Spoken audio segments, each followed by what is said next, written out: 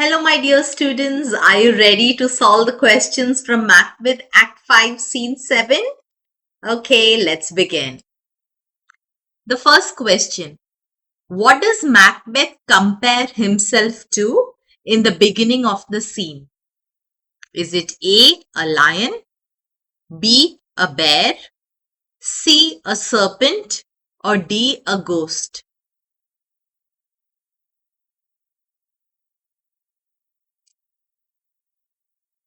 And the answer is, yes, you're absolutely right. Option B, a bear. Second question. Macbeth says, such as one am I to fear or none. Who is he referring to? So who is the such as one I am to fear? A. Lord Seward, B. Malcolm, C. The strongest in the enemy army, or D. A person not born out of a woman.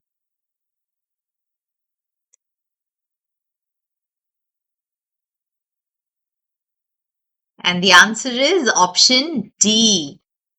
So in the beginning of the scene, Macbeth feels trapped. He feels like he is a bear that has been tied to a stake and attacked by dogs. So it is a figure from bear baiting.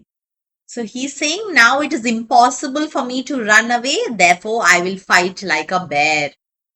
He says, I do not fear anyone except for the one person who is not born out of a woman.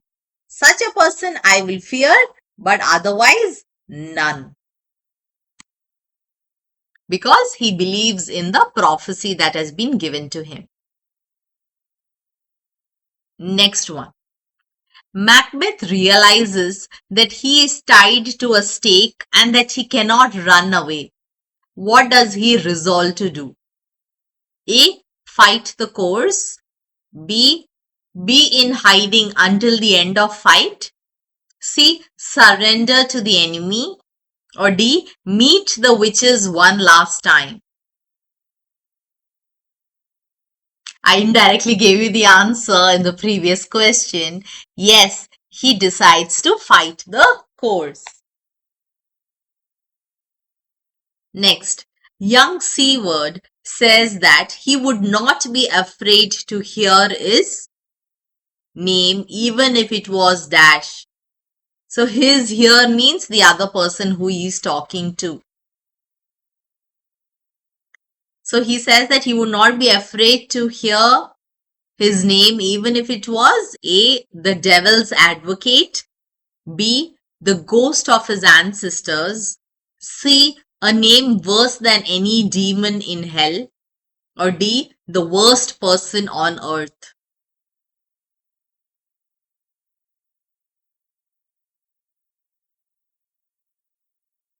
And the answer is C. So here young Seward is showing fearlessness. He's saying no matter what, I'm not going to be afraid when I hear your name.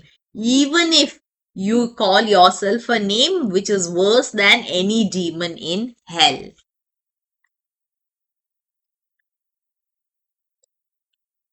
When Macbeth reveals his name to young Seward, what does young Seward reply? He says that the devil himself could not pronounce a name that is more hateful to his ears than Macbeth's. That is what he says when he realizes that the person he's talking to is Macbeth.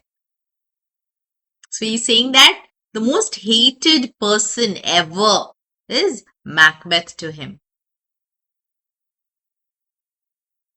Next, how does Macbeth react to young Seward's challenge? A. He's cautious and vigilant. B. He's determined yet fearful. C. He's nervous and puts on a false show of being brave. Or D. He's overconfident and boastful.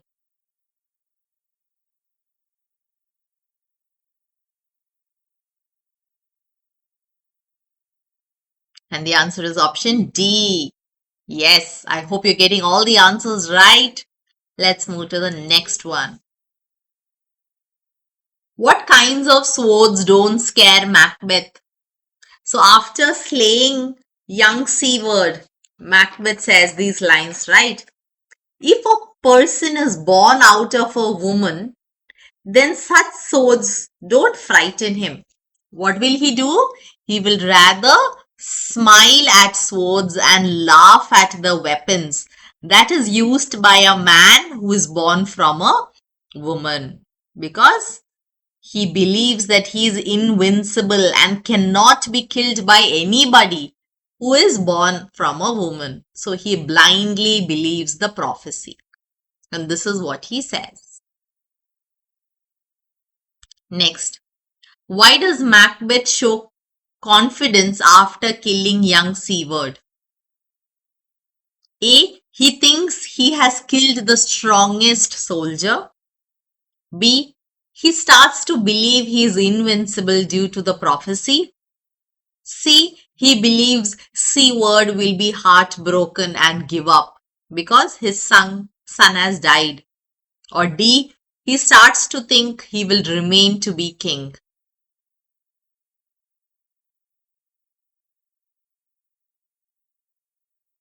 And the answer is option B. After killing him, he's like, oh yes, the prophecy is absolutely right. I am invincible and nobody born from a woman will ever be able to kill me. Next, what motivates Macduff to search for Macbeth on the battlefield? A. He secretly desires to be king. B. He is loyally following the royal orders.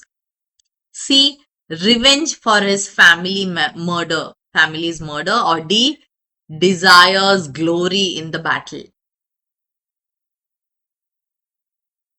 So by killing Macbeth, he wants glory. So which among these is the right answer? So the only motive or the main motive of Macduff is to seek revenge for his family's murder. Macbeth had brutally murdered his wife and children when Macduff was away. Okay, next. Under what condition will Macduff's wife and children haunt him? A. If Macbeth is killed with no stroke of Macduff's sword. B. If Macbeth manages to escape alive. C. If he himself dies without seeking revenge. Or D. If he doesn't find glory and rewards in the battle. And the answer is option A. If Macbeth is killed but with no stroke of Macduff's sword, then he will be unable to seek revenge himself, and under that condition, Macduff's wife and children will haunt him. Next, which among these does Macduff not mention? So among these, you have to say which is not mentioned. A. I cannot strike at wretched soldiers who have been paid to bear their weapons. B. I will either fight you, Macbeth, or sheath my sword unused. C. O fortune, I hope I can kill him and avenge the injustice he has done. Or D. The ghost of my wife and children will haunt me forever if someone else kills Macbeth. So can you recognize the answer of which was not mentioned by Macduff?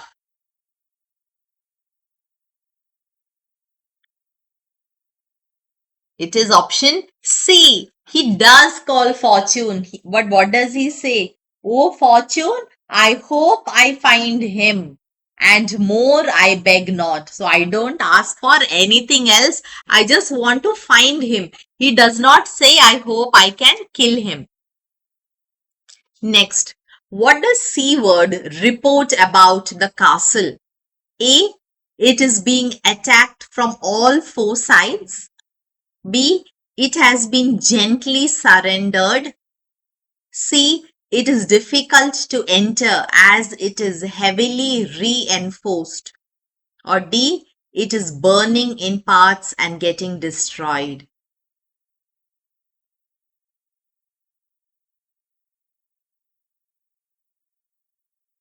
So Lord Seward says that the castle has been gently surrendered. Yes. Next question.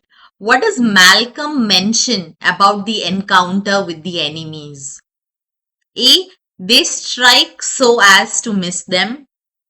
B. They are brutal with their attack.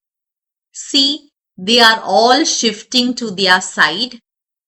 That means to the side of Malcolm and their army. Or D. They are giving up as they are unenthusiastic.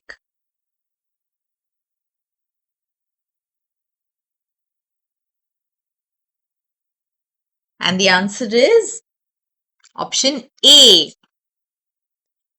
Malcolm says, right, we have met with foes that strike beside us. That means so as to miss the strike, as if they are trying not to hurt us.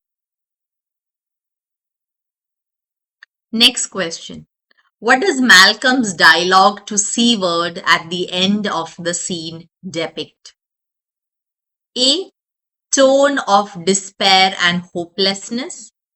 B. The ambiguity of the outcome of war. मतलब कुछ भी हो सकता है. That is called ambiguity.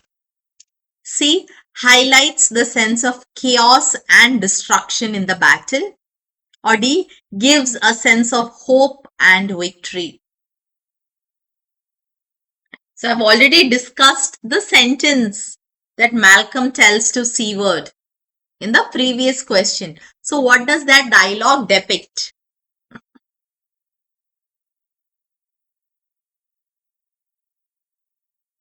The answer is option D. It gives a sense of hope and victory because he's saying that the enemies are purposely trying not to hurt them. Next, which among these is not mentioned by Seward? A. The day almost calls itself yours and there is very little left to do. B. Macbeth's people are fighting on both sides. C. The castle has been surrendered through force. Or D. The noble thanes are fighting bravely.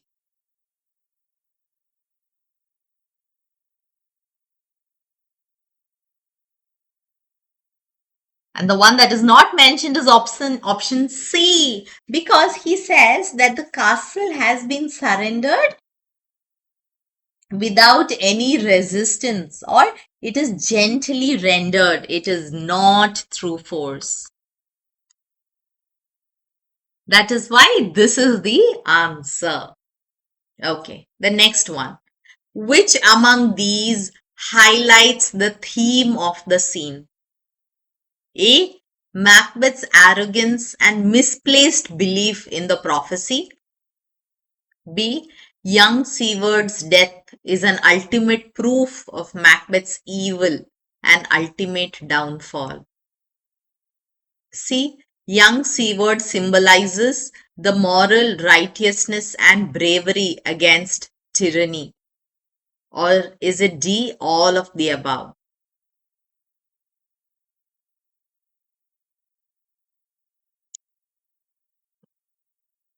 And the answer is all of the above. And I hope you got answers right. And I hope you're thorough with this entire scene. I'm so happy that you are putting in a lot of effort to get good grades in your examinations. Please make sure that you share this video among your friends and keep watching these videos so that you can excel in the examinations. All the very best. Remember, I'm praying for you.